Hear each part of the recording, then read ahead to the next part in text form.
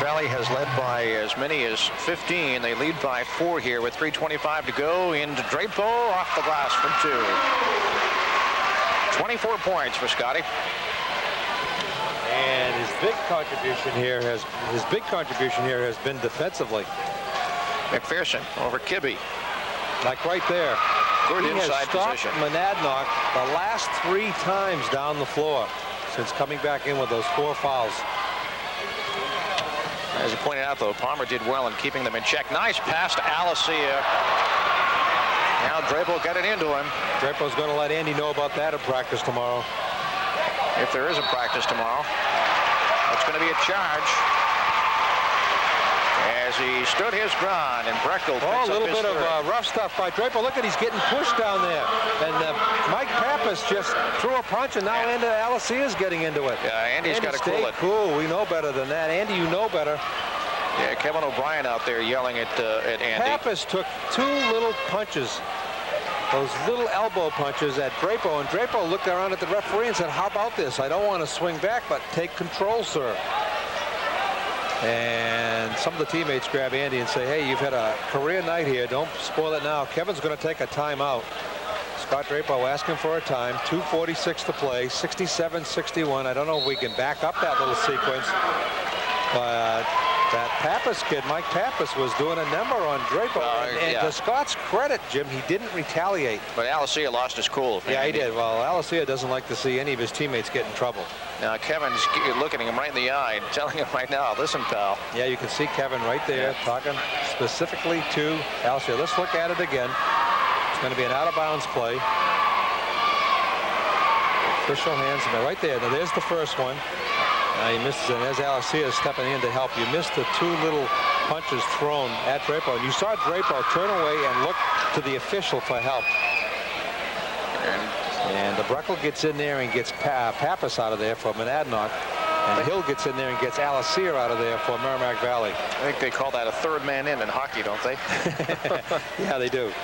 3rd man in. Well, Andy's had a few of those little scrapes this year trying to help out teammates. He's a very emotional player, and he has certainly given his team a lift tonight in the absence of Bobby Farrell with 15 points, and they need him down the stretch. It's not over yet. You're right. And a bundle of rebounds. Some outstanding defense. Full court pressure by the Huskies. And a foul called on Sacchetti, and that could be it for Sacchetti. That's going to put Jason Smith at that foul line. He's 5 of 6 there tonight in this quarterfinal. Yep, that's it for Sacchetti. You're right. And Smith goes to the line. And the thing is, on the 3 times he's been to the line, they've all been 1-and-1s, and he's knocked down the front end on each occasion. Sacchetti is out of here, 5'10" senior guard with 7 points. Some clutch foul shooting by Jason Smith, a 5'11" junior, who figures to be a leader on this team next year. And he does it again. Wow. 4 straight 1-and-1s. He knocks down the front end. A lot of basketball people, Jim, were talking to us here tonight in the press box about this potential of this Merrimack Valley team for next year. But these kids are talking about this year. As you look at the big crowd here from a Ward 1 area of the capital city. Now they've got it back up to 8. McPherson is on Kibbe. They're going to call the foul on Jeff. That's 4 on him. Jeff tried to back away, but in this situation, the remote rush is going to draw the foul here. Under 3 minutes to play, 2:36 to be exact. 69-61 in the Valley. The defending state champions. How does that sound, everybody, in the Ward 1 Pennacook area? It's got to sound so good to you. The defending state Class I New Hampshire champions. McPherson, 15 points in the first half. He's been held to 5 points here in the second half. And there's a team in green down in the locker room from down below on Route 3, Pembroke Academy, that wants to take the title down to their place this year. And you talk about potential for next year there, too. Yep. Oh, boy. All right. Drapo to Alessia. He's got Kibbe underneath, and he's going to take it himself. What a night for Andy Alessia. Now, Andy, that's the best way to get back right there. Use your athletic talent and your skills. You got to figure he had to be a little shaken up. That's a 3-pointer for McPherson, you had to figure he had to be a little shaken up being in that car accident, even though he wasn't injured. To come in and play like that.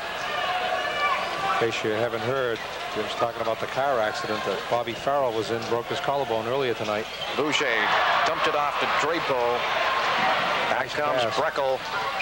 Out of control, fouled by Alessia. Number 3 on Andy. Mark Boucher drove the lane, and he was pretty wide open for a layup. He unselfishly was dishing it back to Scott Drapo coming down the middle. I think Scott was pretty sure that his teammate Mark was going to take the shot driving down the lane, and he wasn't ready for that pass back to him. But it was a nice penetration by Mark. Don't fault him there, and it was an unselfish play on his part. Breckel for 2 now. He's had a nice game, 19 points. McPherson has 24. Well, those two guys pretty much hit their average here tonight.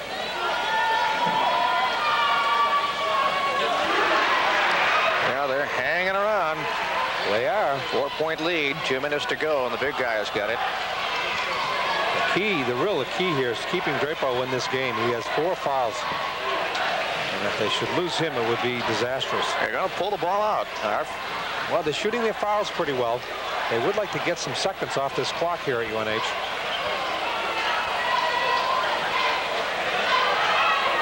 Minute 32 to go. There's a guy you don't want to foul right there, the way he's shooting foul shots. This is pressure on everybody, including the officials. Are they going to call a 2-shot or the 1-and-1? Well, they finally called it on Breckel, and that's 4 on him. It's going to be a 1-and-1 for Boucher, who is 4 for 4 tonight. Most New Hampshire officials are pretty much going with the 1-and-1 in this situation, Jim. That's just real obvious, real flagrant. Yep. And that's how they're interpreting that rule. And it's been pretty consistent statewide, too. The officials we've seen, they're all doing it pretty consistently. So Boucher gets the first. That's why Kevin O'Brien chose to pull the ball out. Boucher and Jason Smith have been phenomenal from that foul line.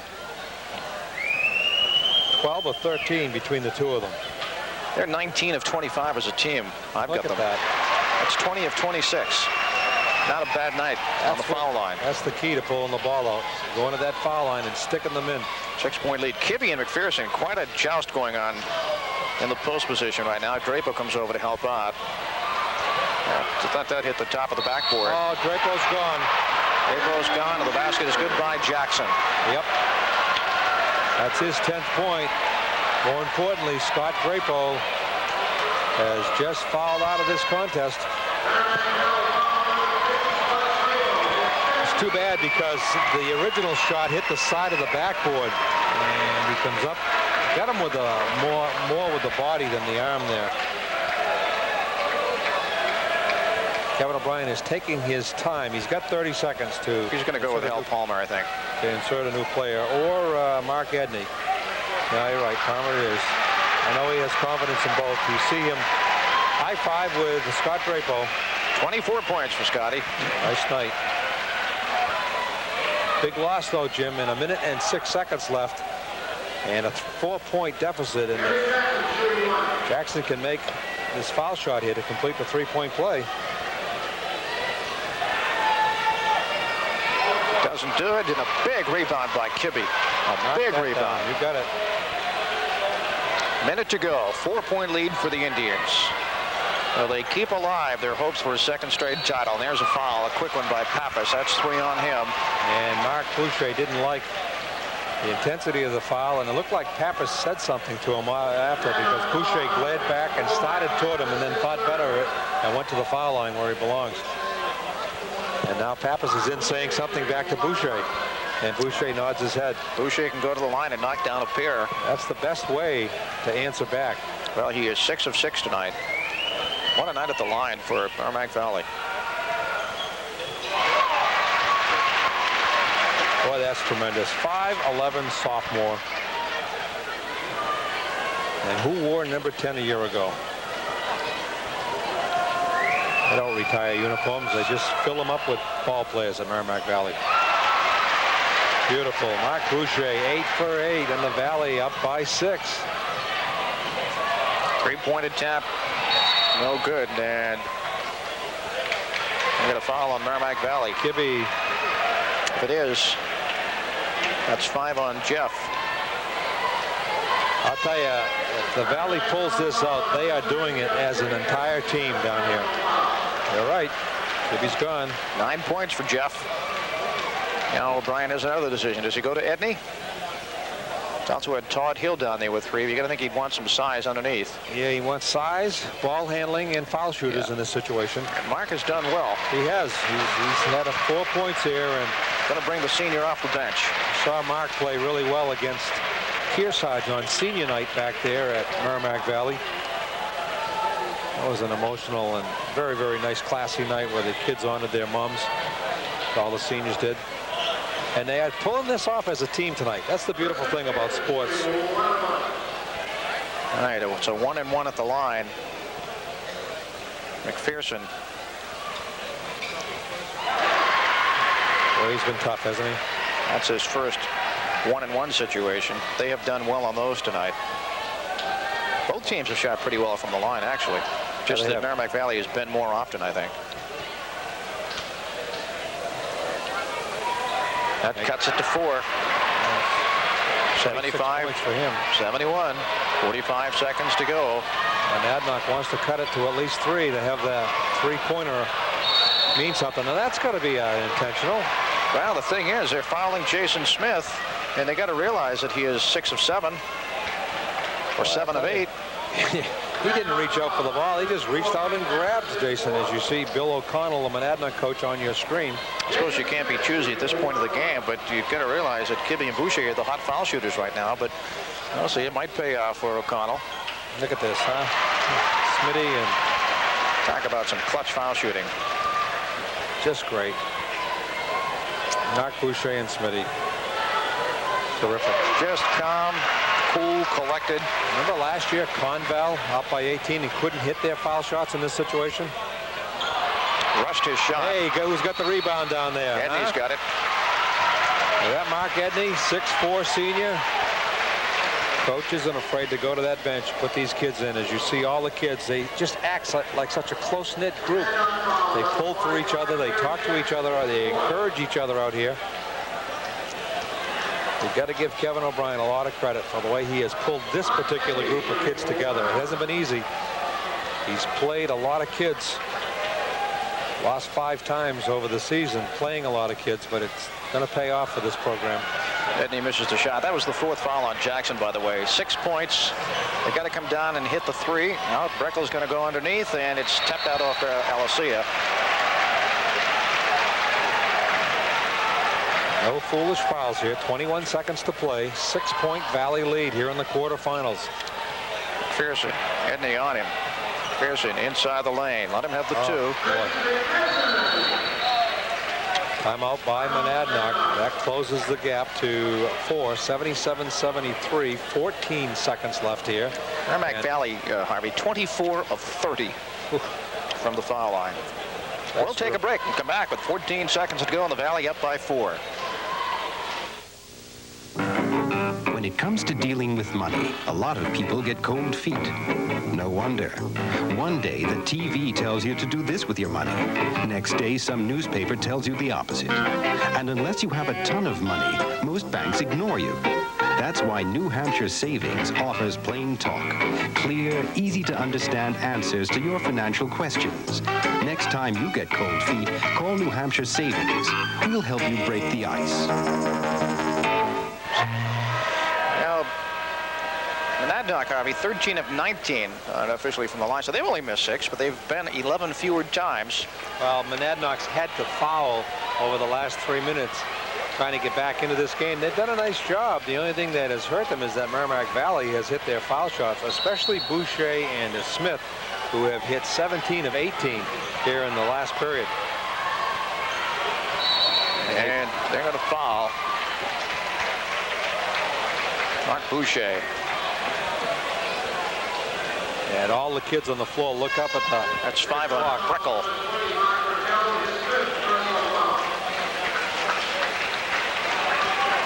He finishes with 20 points. 5'10", a senior. Hangs his head. He has no reason to hang his head. He gets a nice hug from his coach.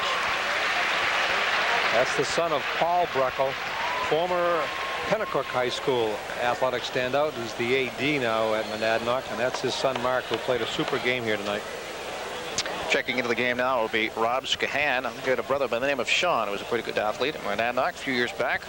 He's lost 4 or 5 kids via the 5-foul route here tonight. Boucher now, he's been dead high. He's got a 1-and-1. Mark Boucher and Smitty. Boy, I'll tell you. That's 18 of 19 for those two. You ask if practicing foul shooting at practice is worth it. Here's where it pays off. In Durham. Absolutely. Look at that. Oh. He's got 13 points, 10 from the foul line. He hasn't made a normal basket. His other 3 points was a 3-pointer. He needs a 2 to hit for the cycle then, huh? Pappas is going to take it for the 3s. He leans in. Gets his own rebound, takes it from Alessia off to McPherson. They'll let him take the 2, but we had a call well before the basket. The Valley's going to win it, and they're going to enter the state semifinals for the 3rd year in a row. And they have done it collectively as a team here tonight. Drapeau got his 24 points, and he was immense on defense. Jeff Kibbe got 9, and the Alessia career night with 17 points. But when push came to shove, Mark Boucher and Jason Smith hit 18 of 19 foul shots here in the late going when Monadnock was fouling, trying to get the ball back. Alessia picks up his 3rd. Al Palmer, Mark Edney off the bench with super efforts. And our heart goes out to Bobby Farrell, 6'6" junior. We had to watch in street clothes, and we'll have to watch the semis in street clothes. Hit the back. Now 2 seconds left. Time for a 3-pointer, but it won't be enough. Just get away and don't foul here. Pappas throws it up, taken by Alessia. And the final, Merrimack Valley 79, Monadnock 74, and the defending state champs will get a crack at the semis on Thursday night against either Pembroke or Conval. We'll come back to wrap this one up right after this timeout.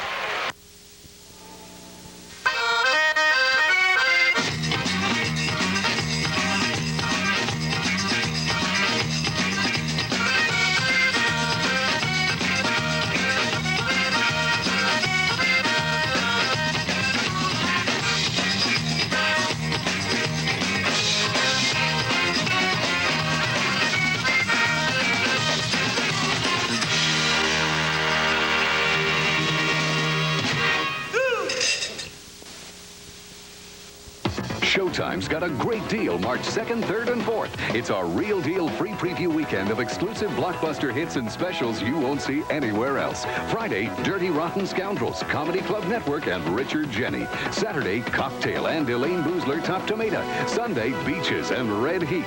March 2nd, 3rd, and 4th. Showtime's real deal free preview weekend. Tune in for a real deal.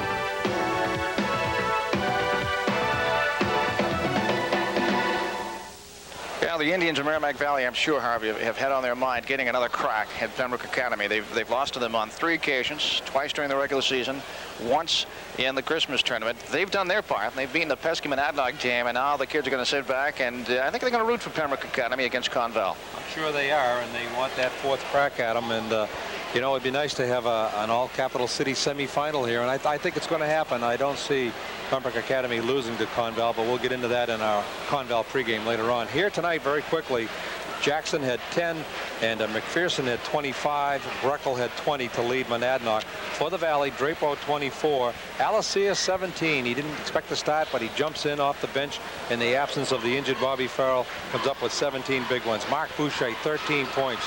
Jason Smith, 9. Jeff Kibbe, 9. And the foul shooting from Merrimack Valley was absolutely sensational here. And our hats go out to Bobby Farrell. I'm sure his teammates sucked it up, pulled it together, and won it for him, Jim. I'm sure they did that. And for you folks in Pennacook, we will be back here on Thursday night for the semifinal round between Merrimack Valley and Conval or Pembroke. And check the copy vid for coverage of Pembroke and Conval coming up. And that'll do it for coverage of this quarterfinal matchup as the defending state champs survive a bit of a scare against Monadnock and win it here. For Harvey Smith, I'm Jim Rivers, and we'll see you again from Durham.